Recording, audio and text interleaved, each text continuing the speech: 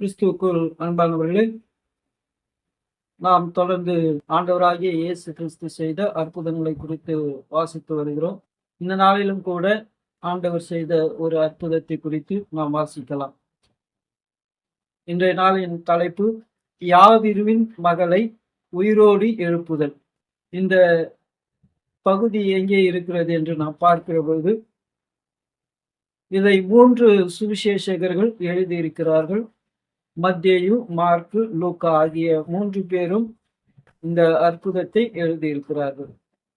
மத்தேயுவிலே நாம் பார்க்கிற பொழுது 9ஆம் அதிகாரம் 18 19 வரையும், அதைத் தொடர்ந்து 23 25 வரையும் எழுதியிருக்கிறார். மார்க்குவிலே நாம் பார்க்கிற பொழுது 5ஆம் அதிகாரம் 22 24 வரையும், அதைத் தொடர்ந்து 35 43 வரையும் எழுதியிருக்கிறார். லூக்கா பகுதியில நாம் பார்க்கிற பொழுது 8ஆம் அதிகாரம் 41 42 வரை எழுதியிருக்கிறார். அதைத் தொடர்ந்து 49 56 வரை எழுதியிருக்கிறார். இந்த பகுதிகளை நாம் இப்பொழுது வாசிக்கலாம். முதலாவது மத்தேயு பகுதியை நான் வாசிக்கிறேன். அவர் இவைகளை அவர்களுக்கு சொல்லிக் கொண்டிருக்கையில் தலைவன் ஒருவன் வந்து அவரை பணிந்து, என் மகள் இப்பொழுதுதான் மரித்து போனால், ஆகிலும் நீர் வந்து அவள் மேல் உமது கையை வையும், அப்பொழுது பிழைப்பாள் என்றார். இயேசு எழுந்து தம்முடைய சீசரோடு கூட அவன் பின்னே போனார். இயேசுவானவர் தலைவனுடைய வீட்டிலே வந்து தாரை ஊதுகிறவர்களையும் இறைகிற ஜனங்களையும் கண்டு, விலகுங்கள், இந்த சிறு பெண் மரிக்கவில்லை, நித்திரையாய் இருக்கிறாள் என்றார். அதற்காக அவரை பார்த்து நகைத்தார்கள். ஜனங்கள் வெளியே துரத்தப்பட்ட பின்பு அவர் உள்ளே பிரவேசித்து அந்த சிறு பெண்ணின் கையை பிடித்தார். உடனே அவள் எழுந்திருந்தாள். மார்க்கு பகுதியை வாசிக்கலாம். 5ஆம் அதிகாரம் 22 24 வரை. அப்பொழுது ஜெப ஆலய தலைவரில் ஒருவனாகிய யாவிரு என்பவன் வந்து அவரை கண்டவுடனே அவர் பாதத்திலே விழுந்து, என் குமாரத்தி மரண அவஸ்தைப்படுகிறாள், அவள் ஆரோக்கியம் அடையும்படிக்கு நீர் வந்து அவள் மேல் உமது கையை வையும், அப்பொழுது பிழைப்பாள் என்று அவரை மிகவும் வேண்டிக் கொண்டான். அவர் அவனோடு கூட போனார். திரளான ஜனங்கள் அவருக்கு பின் சென்று அவரை நெருக்கினார்கள். 35 வாசிக்கிறேன். அவர் இப்படி பேசிக் கொண்டிருக்கையில் ஜெப ஆலய தலைவனுடைய வீட்டில் இருந்து சிலர் வந்து, உம்முடைய குமாரத்தி மரித்து போனால் இனி ஏன் போதகரை வருத்தப்படுத்துகிறீர் என்றார்கள். அவர்கள் சொன்ன வார்த்தையை இயேசு கேட்டவுடனே ஜெப ஆலய தலைவனை நோக்கி, பயப்படாதே, விசுவாசமாயிரு என்று சொல்லி பேதுருவையும் யாக்கோபையும் யாக்கோப்பின் சகோதரன் யோவானையும் தவிர வேறொருவரும் தம்மோடு வருகிறதற்கு இடம் கொடாமல் ஜெப ஆலய தலைவனுடைய வீட்டிலே வந்து சந்தடியும் மிகவும் அழுது புலம்புகிறளையும் கண்டு உள்ளே பிரவேசித்து, நீங்கள் சந்தடி பண்ணி அழுகிறதென்ன? பிள்ளை மரிக்கவில்லை, நித்திரையாய் இருக்கிறாள் என்றார். அதற்காக அவரை பார்த்து நகைத்தார்கள். எல்லாரையும் அவர் வெளியே போக பண்ணி பிள்ளையின் தகப்பனையும் தாயையும் தம்மோடே வந்தவர்களையும் அழைத்து கொண்டு பிள்ளை இருந்த இடத்தில் பிரவேசித்து பிள்ளையின் கையை பிடித்து, தலித்தா குமி என்றார். அதற்கு, சிறு பெண்ணே எழுந்திரு என்று உனக்கு சொல்லுகிறேன் என்று அர்த்தமாம். உடனே சிறு பெண் எழுந்து நடந்தால்.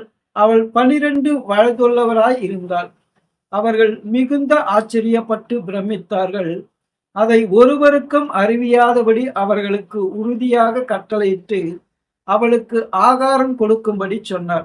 லூக்கா பகுதியை வாசிக்கலாம். லூக்கா 8ஆம் அதிகாரம் 41 42, அதைத் தொடர்ந்து 49 56 வரை வாசிக்கிறேன். அப்பொழுது ஜெப ஆலய தலைவனாகிய யாவிரு என்னும் பேருள்ள ஒருவன் வந்து இயேசுவின் பாதத்தில் விழுந்து, 12 வயதுள்ள தன்னுடைய ஒரே குமாரத்தி மரணம் அவஸ்தைப்படுகிறபடியால் தன் வீட்டிற்கு வரும்படி அவரை வேண்டிக் கொண்டான். அவர் போகையில் திரளான ஜனங்கள் அவரை நெருக்கினார்கள். 49 வாசிக்கிறேன். அவர் இப்படி பேசிக் கொண்டிருக்கையில் ஜெப ஆலய தலைவனுடைய வீட்டில் இருந்து ஒருவன் வந்து அவனை நோக்கி, உம்முடைய குமாரத்தி மரித்து போனால் போதகரை வருத்தப்படுத்த வேண்டாம் என்றான். இயேசு அதை கேட்டு, பயப்படாதே, விசுவாசம் உள்ளவனாயிரு, அப்பொழுது அவள் ரட்சிக்கப்படுவாள் என்றார். அவர் வீட்டில் வந்தபோது பேதுருவையும் யாக்கோபையும் யோவானையும் பெண்ணின் தகப்பனையும் தாயையும் தவிர வேறொருவரையும் உள்ளே வர ஒட்டாமல் எல்லோரும் அழுது அவளை குறித்து துக்கம் கொண்டாடுகிறதை கண்டு, அயாதேயுங்கள், அவள் மரித்து போகவில்லை, நித்திரையாய் இருக்கிறாள் என்றார். அவள் மரித்து போனாள் என்று அவர்கள் அறிந்ததினால் அவரை பார்த்து நகைத்தார்கள். எல்லோரையும் அவர் வெளியே போக பண்ணி அவளுடைய கையை பிடித்து, பிள்ளையே எழுந்திரு என்றார். அப்பொழுது அவள் உயிர் திரும்ப வந்தது. உடனே அவள் எழுந்திருந்தால் அவளுக்கு ஆகாரம் கொடுக்க கட்டளையிட்டார். அவள் தாய் தகப்பன்மார் ஆச்சரியப்பட்டார்கள். அப்பொழுது நடந்ததை ஒருவருக்கும் சொல்லாதபடிக்கு அவர்களுக்கு கட்டளையிட்டார். பிரியமானவர்களே, இந்த நாளிலும் நாம் ஒரு அற்புதத்தை குறித்து வாசித்திருக்கிறோம். இந்த அற்புதத்தின் தலைப்பு யாவிருவின் மகள் உயிரோடு எழுப்புதல் என்கின்ற தலைப்பை நாம் வாசித்திருக்கிறோம். பிரியமானவர்களே, இந்த நாளிலும் வாசித்த இந்த 3 வேத பகுதிகளிலும் உள்ள சிறு வித்தியாசங்களை குறித்து நாம் ஆராய்ந்து பார்க்கலாம். மத்தேயு சொல்லாத விஷயங்களை மார்க்கும் லூக்காவும் என்ன சொல்லியிருக்கிறார்கள் என்பதை குறித்து நாம் அறிந்து கொள்ளலாம். மத்தேயுவிலே பார்க்கிற பொழுது 18ஆம் வசனத்திலே மத்தேயு எழுதுகிறார், தலைவன் ஒருவன் வந்து என் மகள் மரித்து போனாள் என்று ஆண்டவரிடத்திலே சொல்லுவதாக எழுதியிருக்கிறார். ஆனால் மார்க்குவும் லூக்காவும் பார்க்கிற பொழுது மார்க் 22ஆம் வசனத்திலையும் பார்க்கிற பொழுது ஜெப ஆலய தலைவன் என்று எழுதியிருக்கிறார். அவனுடைய பெயரை யாவிரு என்று குறிப்பிட்டிருக்கிறார். அவளுடைய மகள் மரண அவஸ்தைப்படுவதாகவும் ஆண்டவர் வந்து அவள் மீது கை வைக்கும்படியாகவும் எழுதியிருக்கிறார்கள். லூக்காவிலே நாம் பார்க்கிற பொழுது 41ஆம் வசனத்திலே அவர் சொல்லியிருக்கிறார். அந்த 41வது வசனத்திலே லூக்கா சொல்லுகிற போது தன்னுடைய ஒரே மகள் என்று அவர் குறிப்பிடுகிறார். அடுத்ததாக நாம் பார்க்கிற பொழுது மத்தேயு 25ஆம் வசனத்திலே அவர் எழுதுகிற பொழுது இயேசு கிறிஸ்து தலைவனுடைய வீட்டிற்கு போய் அந்த மகளுடைய கையை பிடித்ததும் அவள் எழுந்து கொண்டாள் என்று அவர் எழுதியிருக்கிறார். அதைத் தொடர்ந்து அவர் வேறு எதையும் குறிப்பிடவில்லை. ஆனால் மார்க்குவிலும் லூக்காவிலும் நாம் பார்க்கிற பொழுது ஆண்டவராகிய இயேசு கிறிஸ்து அந்த தலைவனோடு கூட அவர் போகிற பொழுது நாம் ஏற்கனவே வாசித்த அந்த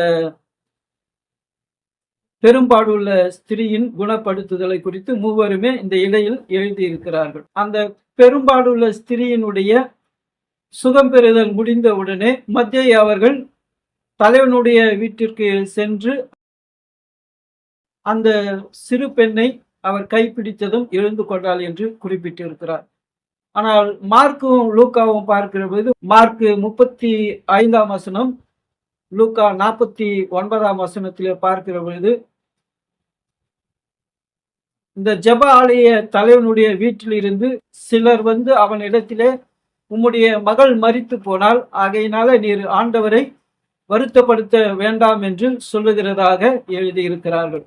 அதை தொடர்ந்து நாம் பார்க்கிற பொழுது அந்த வீட்டுக்குள்ளே பிரவேசிக்கிற பொழுது ஆண்டவர் 3 பேரை அவரோடு கூட அழைத்து சென்றதாக மார்க் 37ஆம் வசனத்திலும் லூக்கா 51ஆம் வசனத்திலும் எழுதப்பட்டிருக்கிறது. அந்த 3 பேர் யார் என்று பார்க்கிற பொழுது பேதுரு, யாக்கோபு, யோவான், இந்த 3 பேரையும் ஆண்டவர் தன்னோடு கூட அந்த யாவிரினுடைய வீட்டுக்குள்ளே அழைத்து போகிறார். அடுத்ததாக பார்க்கிற பொழுது மார்க் 41ஆம் வசனத்திலே அவர் எழுதுகிற பொழுது தலித்தா குமி என்றார். அதற்கு சிறு பெண்ணே எழுந்திரு என்று அர்த்தமாம் என்று எழுதியிருக்கிறார்.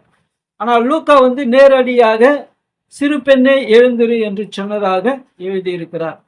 அடுத்ததாக நாம் பார்க்கிற பொழுது மார்க் 43ஆம் வசனத்திலே, லூக்கா 55:56 பார்க்கிற பொழுது, அந்த பெண் எழுந்த பிறகு இதை யாரிடமும் சொல்லாதபடி அந்த பெண்ணுடைய தகப்பனாருக்கும் தாயாருக்கும் அவர் கட்டளையிடுகிறதாகவும் அந்த பெண்ணுக்கு ஆகாரம் கொடுக்கும்படியாகவும் எழுதியிருக்கிறார்.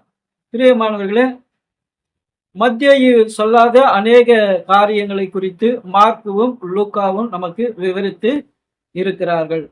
அதிலே நாம் பார்க்கிற பொழுது மார்க்கு சொல்லாத ஒரு விஷயம் என்னவென்று பார்க்கிற பொழுது, யாவிருக்கு அவள் ஒரே ஒரு மகள் என்று அவர் சொல்லியிருக்கிறார். இதுதான் நாம பார்த்த இந்த பகுதியில மார்க்குவை பார்க்கிலும் லூக்கா அவர்கள் சொல்லியிருக்கிற அதிகப்படியான ஒரு காரியமாக இருக்கிறது. மற்றபடி பார்த்தால் மார்க்கும் லூக்காவும் சரிசமமாக ஒரே காரியத்தை குறித்து சொல்லி இருக்கிறார்கள். ஆனால் மத்தேயு அவர்கள் சுருக்கமாக சொல்லியிருக்கிறார். அந்த மகள் ஏற்கனவே மரித்து விட்டதாக அவர் கூறுகிறார். ஆனால் இவர்கள் 2 பேரும் பார்க்கிற பொழுது மரண அவஸ்தை படுகிறதாக சொல்லி இருக்கிறார்கள். பிரியமானவர்களே, இந்த நாளிலும் இந்த அற்புதத்தை குறித்து நாம் ஆராய்ந்து பார்க்கும்படியாக கடவுள் கொடுத்த அந்த நல்ல வேலைக்காய் நாம் கடவுளுக்கு நன்றி செலுத்துவோம். தொடர்ந்து நாம் அடுத்த பகுதியில இன்னொரு அற்புதத்தை குறித்து வாசிக்கலாம். கர்த்தர் தாமே உங்களை ஒவ்வொருவரையும் ஆசீர்வதித்து வழிநடத்தி காப்பாராக. ஆமீன். எல்லோருக்கும் ஸ்தோத்திரம்.